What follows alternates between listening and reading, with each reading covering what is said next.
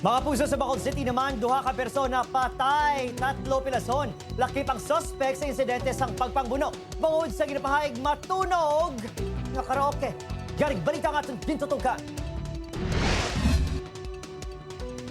Nagselebrar ang pamilya Orita sang kadlawan sa isa ka miyembro sang ila pamilya nga nagtaliwan diri sa Purok Florenceville sa barangay Panukoy, Bacolod City. Kabahin sa pagselebrar ang pagkanta-kanta ukon karaoke.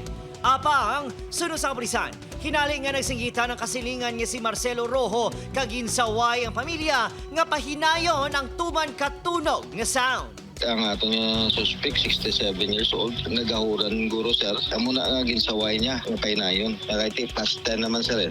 Bangod na kainom na, ginsulong sang maghimata ang kasilingan, apang sila pa ang nabuna ni Rojo. Gintantuan nilang ato niya suspect sa panimalay nila. Ginsulod. Dito nagkuhan ang pagbuno sa mga biktima sir. Ginsulod ni ato niya suspect sa ilang balay. Dead on arrival sa ospital si Richard Orita, 49 anyos, matapos makaagom sa mapilas sa pagkabuno sa dughan. Patay man ang pakaisa sininga si Rolando Pigalio nga may pilas naman sa tiyan.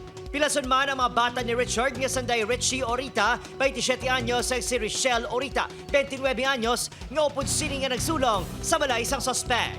Aminado ang pamilya nga dugay na sila nga may konflikto sa sospek bangod sa matunog na sound. Daw may pagkasuya nga pagkatawo. Pareho kami na nga may sound, sir. Tapos, kung siya ang magpa-music, gahipos kami. Tapos, kung kami ang magpa-music, galingin ang ulo ya. Nagdumot na sa samon, sir, na labuan sa blang may saman sa... Napasakaan na sa kaso nga double murder ang suspect nga ginabulong pa matapos nakaaguman sang mga pilas.